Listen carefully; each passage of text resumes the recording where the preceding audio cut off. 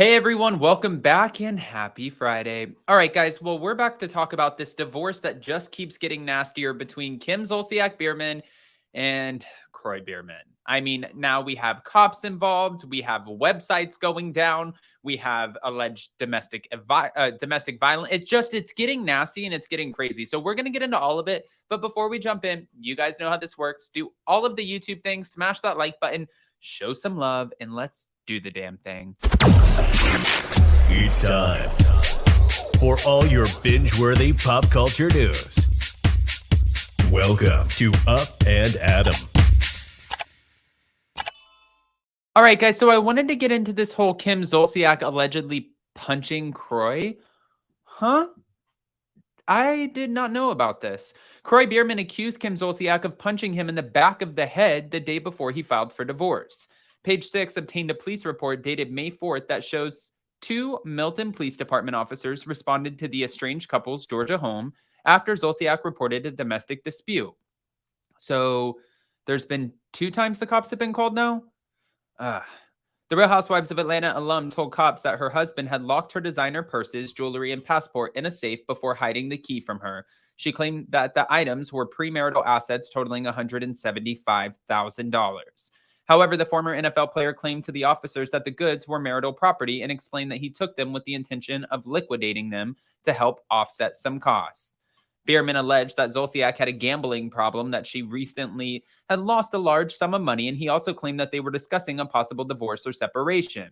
Per the cops' request, Biermann escorted them to the basement with Zolciak and opened the safe. Police said that there were miscellaneous valuable items inside, but no purses. They said that Biermann reached inside and handed them Zolciak's passport, which was in a Louis Vuitton case. Biermann then claimed to the officers that Kim Zolciak had punched him in the back of the head during an earlier altercation concerning the disputed party, but he did not have visible injuries and declined medical attention. He produced a recording of the alleged incident, but ultimately said he did not want to press charges. So from what this sounds like, he was like, wait a minute, holy shit, we have an outstanding amount of debt due right now. We owe over $1 million plus.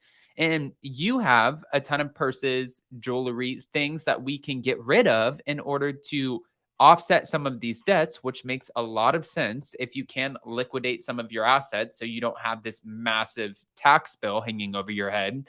And he was like, before you sell it and just keep the money for yourself, I'm going to make sure that it stays somewhere. That way we get to split it. And I know that it goes to the debt. So you don't get to just spend it on gambling or shopping or whatever. And she's like, I don't give a shit what you think or what your thought process is about this or how you want me to, like liquidate and what you want me to spend it on. I'm going to do whatever I want. And you don't get to lock me out of safety boxes or fucking safes, whatever. You don't get to lock me out of these things when it's my shit too. I get both sides.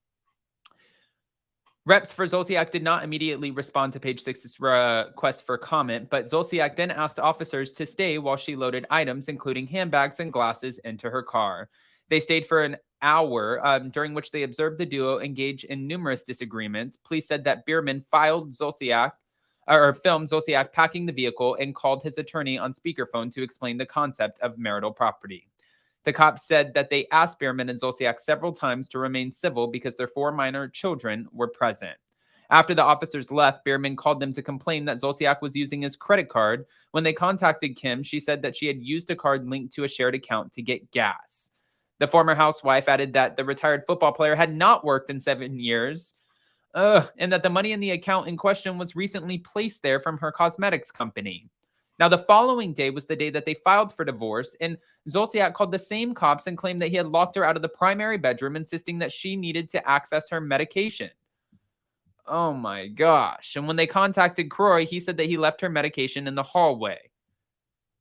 He was ready for it.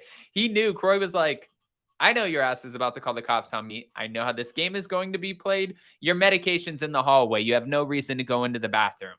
What? The pair were married for 11 years, but obviously it doesn't mean anything right now because they cannot get this together. I mean, on top of that, guys, I don't know if you heard about this, but Kim Zolciak has also been locked out of her business. Ooh, not her business. Yeah, her business. Kim has no access and is locked out. That's what a source close to Kim Zolciak told Page Six, alleging that Kroy had something to do with it. She wants to start a new shop with complete autonomy. Okay, autonomy. The Real Housewives of Atlanta alum urged her social media followers not to purchase items from Biermann's closet on Instagram Wednesday night. Please do not purchase from Biermann's closet at this time until further notice. I will be setting up a new website for all things Kim and kids. Kroy and a rep for Kim Zolciak again are not responding to Page Six requests for comments. Currently, Biermann's closet is up and running with items from the now ex's personal wardrobes for sale, and from Zolciak, customers can snag anything from an $8,000 vintage Ralph Lauren gown to a $6,750 brand new Fendi handbag to an array of wigs that range in price from $1,500 to $2,750. Meanwhile, Kroy only has 3 t-shirts for sale. The most expensive one, previously listed at $125, has been marked down to $70. All right. Notably, the pair's children, including Kroy, Jagger, Cash, and the twins, Kane and Kaya, plus Zolciak's eldest daughters, Brielle and Ariana, whom Kroy adopted, are parting ways with clothing as well. Though sales won't financially benefit their famous mother until a new site is established. The little closet is packed with affordable Zara kids digs, while Brielle and Ariana shops are full of relatively inexpensive denim and athletic wear, along with steeply priced designer bags and shoes. Oh. So it sounds like they kind of just took a page out of the Kardashians, because the Kardashians have Kardashian closet, but they get a lot of things sent to them, or they have stylists come in and they pick. They keep the tags on them. Sometimes they wear them, keep the tags on them. They put the tags tucked in, and then they wear them really lightly. It's like when you find out some of the housewives put tape on the bottom of their Louboutins because they want to be able to return the shoes. Lisa Rinna said it best herself. She was like, this is an expensive game, and most of my money went to the fashions of it all while trying to keep up on being a housewife. And I'm sure. I thought most of the housewives rented their fashions, but in this case, obviously they're not renting them if they're selling them in their closet. And I'm sure most of the shit is not free. I'm sure a lot of it, stuff that was bought, that they were like, okay, maybe we'll wear it, maybe we won't. We have all the money in the world, let's just spend it. And now they're like, oh shit, we have a huge outstanding tax bill and we got to pay some stuff, especially now that daddy's moving out or I'm moving out, divorce is happening and the police are showing up every other day. Not really, but that's what it probably feels like. Yeah, there's a lot to think about. Guys, I don't want to just give you this information and not ask what you think. So go ahead and comment below. Let us know. Do all the YouTube-y things. Smash that like button. Show some love. And don't forget that we will be live on Monday for our members only. Probably around 7 p.m. But keep an eye on the community tab and we'll keep you posted. Love you guys.